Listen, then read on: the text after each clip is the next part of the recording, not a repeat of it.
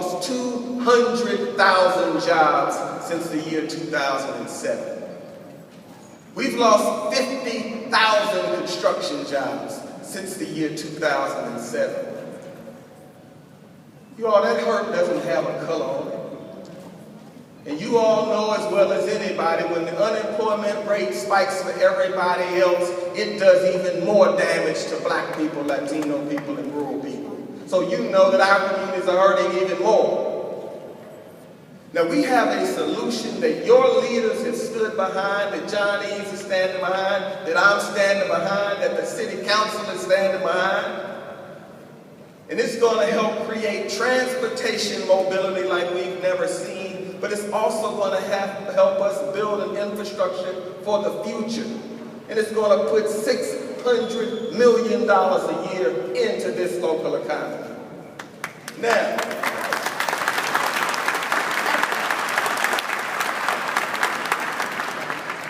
Now, some of our friends have said, but it won't hurt minority, it won't help minority and women businesses enough. You all, that's just flat out not true. Let me tell you why. Show me another city in the United States of America that has a longer, more distinguished history since Maynard Jackson was mayor of this city for doing business with women and minority businesses in America. Show me one.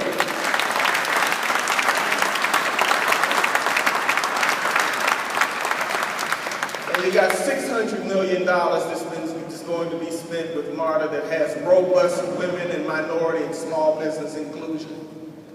You've got another $600 million that's going to be spent when we pass this measure. It's going to be spent with the Atlanta Beltline to give you last mile connectivity.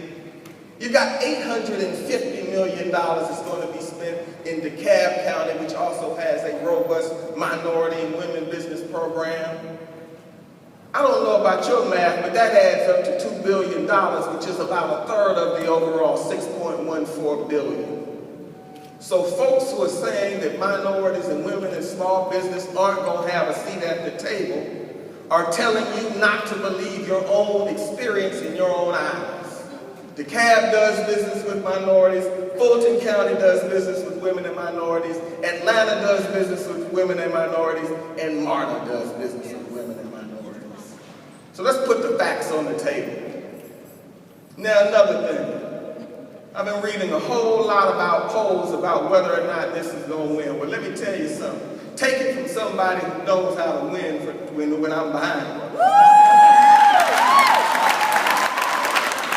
don't know nothing about that. I spent 2 years behind. So y'all have to excuse me for not getting nervous when we got 2 weeks to go. When we polled on the municipal option sales tax in the city of Atlanta, it says that there was no way in a Republican primary that the municipal option sales tax was going to pass. It passed with 86% of the vote in a Republican primary. Don't tell me about what it takes to win. We're going to win this election.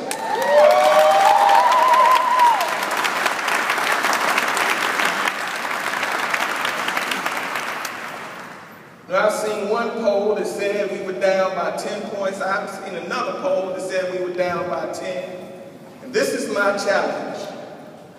Any news organization that has a poll, we have a poll that says the poll is 38-41. It's an 800 sample poll, which is in the 3% margin of error, which means it's basically neck and neck dead even.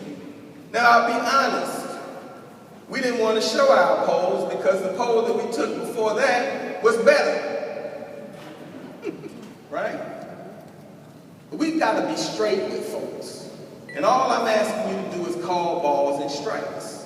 So if you think your poll is right, I'll take my poll, and your pollster and my pollster should pick a third independent poll and let them do a poll and publicize it on your television stations. I think it'll show that it's dead even, but the public deserves to have the facts. And the facts are that this is going to be a close election. And let me clarify another thing for y'all don't have to clap because I'm going. We're going to do it. This election, if you gave every single person in the 10-county region a day off, put the election on Saturday, and emailed everybody 100 times, and God gave us flawless weather, was never going to pass by more than 54%. Do you understand me? So don't get nervous about it being a close election, and don't get nervous about the ups and downs of campaigns. But I need you all to fight for this thing. You know, I was with Bill Clinton a few weeks ago. We were in Chicago.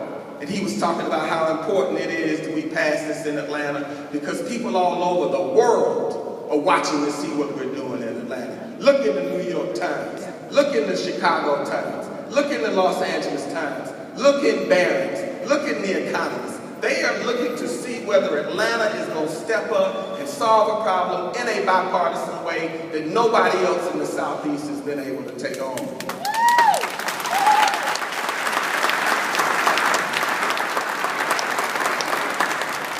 And I was feeling a little down.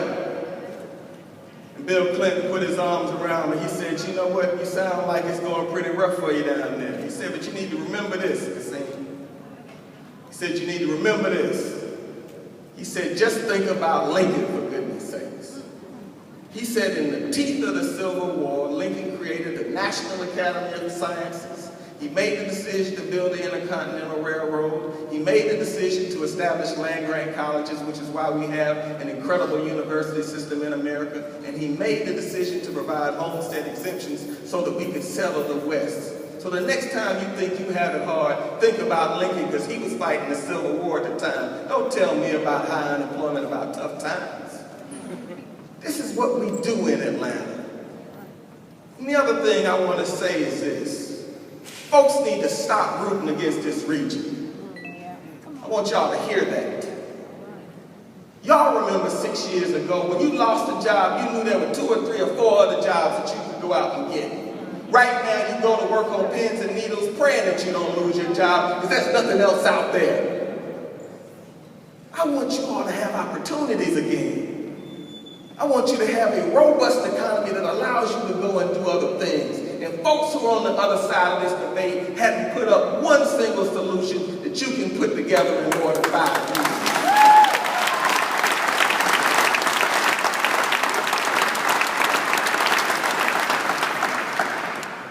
Now, I know there's a lot of talking in the street. But if anybody wants to have a serious debate about this, you tell me where to meet them. I'll meet them anytime, any place, and we can have the debate. And let's see, and let's photograph it, and let's see who knows what they're talking about. Because I'm here to tell you, I'm going all out for this. And I believe in the Winston Churchill model. I smile when I fight. I love to fight. I'm telling you.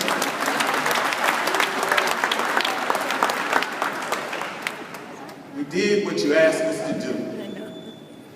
Y'all say that y'all are sick of the partisanship in Washington. We did this in a bipartisan way.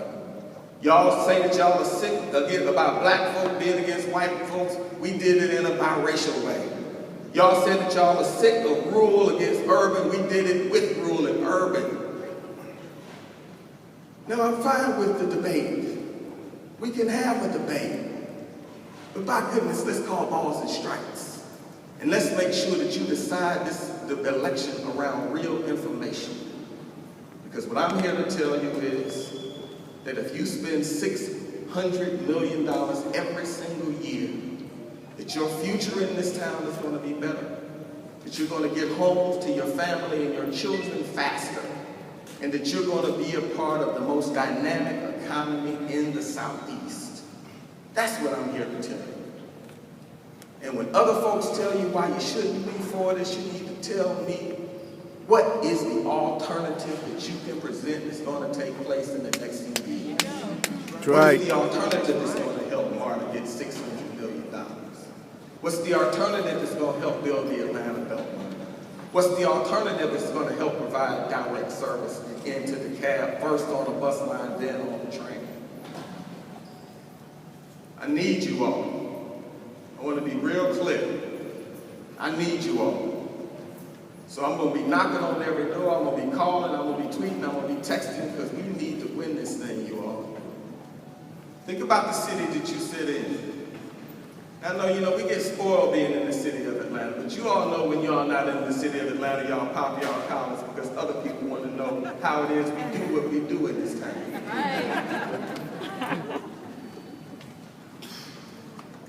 If you didn't have a martyr, you all, we would not have won the 1996 Olympic Games.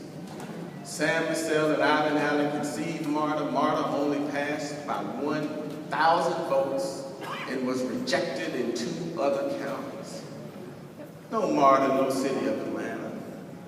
Ambassador Andrew Young and Michael Lomax, John Eaves, as my colleagues here, made the decision to build Georgia 400. Can you imagine Buckhead without Georgia 400 right now? They tore the bark off of them at the time. Had a lot of people running around talking about how wrong they are, just like we do right now. Ambassador Andrew Young made the decision to build a Carter Presidential Parkway. It opened up all of East Atlanta, and it's the reason that East Atlanta is thriving right now. Folks were against him too. Ivan Allen made the decision to build the Atlanta Fulton County Stadium, and we didn't even have a baseball team, you all. The Atlanta Braves were still the Milwaukee Braves. Don't be tricked, you all. Don't be tricked. You all know that if unemployment stays at 8.2 or 8.3%, it's actually 14% for the African American community. And you know if unemployment comes down, then unemployment comes down for the African American community. And you know if our governments are strong, because of our employee base, then more African Americans retain their unemployment. I don't know what other governments did, but I've stopped laying off people in the city of Atlanta, balanced 3 budgets in the city of Atlanta, put $100 million in the bank in the city.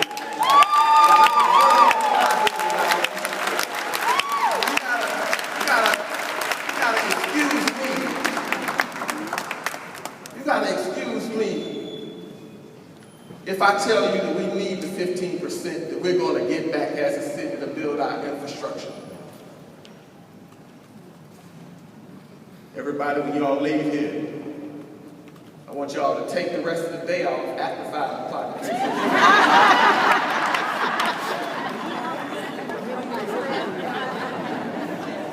And I want y'all to wake up tomorrow. I want y'all to wake up tomorrow. Because we're going to win this thing. We're going to win this thing. We're going to win this thing.